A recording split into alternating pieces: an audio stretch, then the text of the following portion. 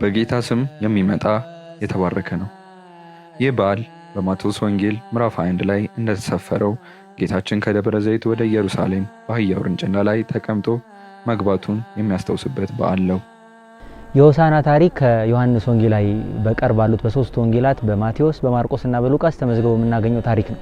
የሆሳዕና ታሪክ የነብይ ዘካርያስ በትንቢቱ የጽዮን ልጅ ንጉስሽ በአህያና በአህይቱ ሩጫ ላይ ተቀምጦ ወደ አንቺ ይመጣል ያለው ትንቢት የተፈጸመበት የታሪክ አካል ነው።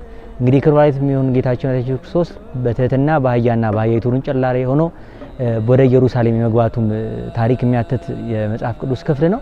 እንግዲህ የሆሳዕና ቃል ወይም ደግሞ ሆሳዕና የሚለው ቃል አቤቱ አሁን አድን የሚለውን ትርጉም ይይዛል።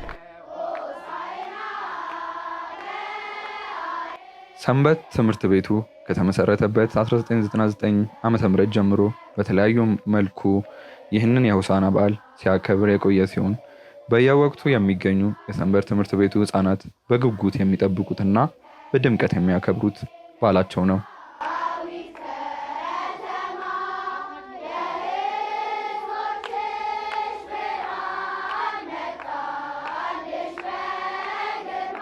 በዚህ ዓመት ከ900 ተማሪዎች በላይ ምዝገባ አካሄደናል።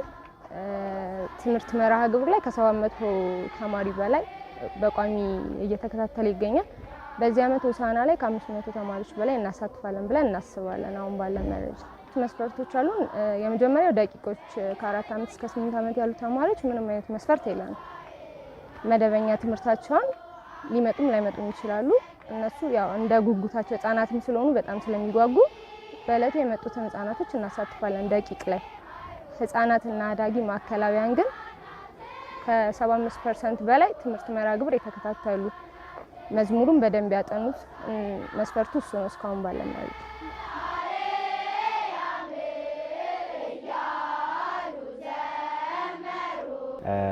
በተጨማሪም ብዙ ዩኒፎርሞችን ለማሰፋት ካርዶችን ሸጠናል እና አሁን ለዚህኛው ሆሳዕና ወደ 150 ዩኒፎርሞችን ማሰፋት ተችሏል።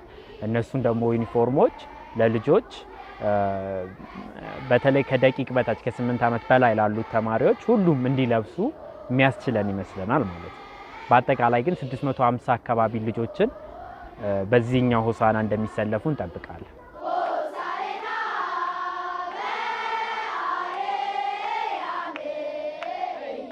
ይህ በዓል ከዓመት ዓመት የተለያዩ ሁነቶች እየተካተቱበት የአገልጋዮች ተማሪዎች ቁጥር በየጊዜው እየጨመረ ድምቀቱና የአከባበሩ ስርዓት ከልጆቹ ዝማሬ ጋር ተዳምሮ ልዩ አድርጎታል። ሆሳዕና በዓመት አንድ የምናገኘው አገልግሎት ነበርና በጣም በጉጉት የምንጠብቀው በዓላት አንዱ ነው። እጅግ በጣም በጉጉት ነበር የምንጠብቀው። ቤት ራሱ ስንከለከል አልቅሰን የምንመጣበት ጊዜ ነበር። የሆሳዕና ታይም ላይ ትምህርት ነበረ። ከትምህርት ጋርም አንድ ላይ ላይፈቀድልን ይችላል። ነገር ግን አልቅሰን ሁላ ነው የምንመጣው ቤት ካልወሰዳችሁም ብለን። ቤት ደግሞ ስትሪክት ነበሩ። አሁን እንዳለው ጊዜ አይደለም። በፊት ይቆጡ ነበረ። ቤተክርስቲያን ሲባል ብዙ ጊዜ ስናበዛም ይቆጡ ነበረ። ስለዚህ በጣም በጉጉት ነበረ የምንመጣው ለማገልገል። እያለቀስን ቤት እየተገረፍን እንመጣለን። እዚህ ስንመጣ ራሱ በጣም ረባሾች ነን። ሆሳዕና የትህትና በዓል ነው። ወልደ አብ ወልደ ማርያም ኢየሱስ ክርስቶስ አምላክ ሆኖ ሳለ እንደ እኛው ሰው ሆኖ በበረት የተወለደ ዳግመኛም እንደ ንጉሥ በሰረገላ ሳይሆን በአህያ ውርንጭላ ላይ ሆኖ በሕዝቡ ጭብጨባና በሕፃናት ልጆች ዝማሬ ታጅቦ ወደ ኢየሩሳሌም የገባበት ድንቅ በዓል ነው። እንግዲህ ከዚህ ከበዓለ ሆሳዕና ምን አይነት ትምህርት እንወስዳለን የሚለውን ነገር ዋናው ነገር መሆን መቻል አለበት።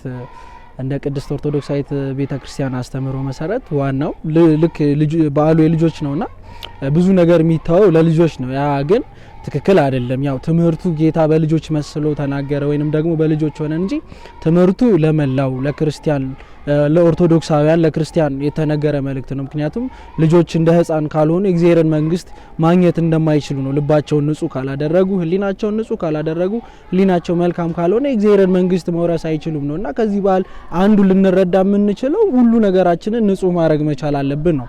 ሌላኛው ሁለተኛው ነገር በዋናነት የሚጠቀሰው አባቶቻችን ወይንም በመጽሐፈ መነኮሳት መነኮሳት በብዛት ተጠቅሶ የምናገኛቸው ትህትና ነው። ትህትናን ገንዘብ ማድረግ ይገባል ሲለን ነው። እንግዲህ ጌታ ለአምላካችን በትህትና መውደቅ መነጠፍ እንዳለብን በብዙ ነገር ማሳየት መቻል አለብን ነው። እንግዲህ የተናቀችው ያቺ አህያ ጌታዋንና አምላኳን ተሸክማለች እና እንግዲህ እኛ የሰው ልጆች ክቡር የተባለ በምን አይነት መልኩ ነው ጌታችንን ልንሸከም የምንችለው? ስለ ጌታችንስ ልንረዳ የምንችለው በምን አይነት መልኩ ነው ብለን እንድንረዳ እንድንገነዘብ ይሄ በዓል በደንብ ለኛ ለትላልቆቹ ያስተምረናል ብለን እናምናለን። ቅድስት ኦርቶዶክሳዊት ቤተክርስቲያንም ይህንን ታስተምረናለች።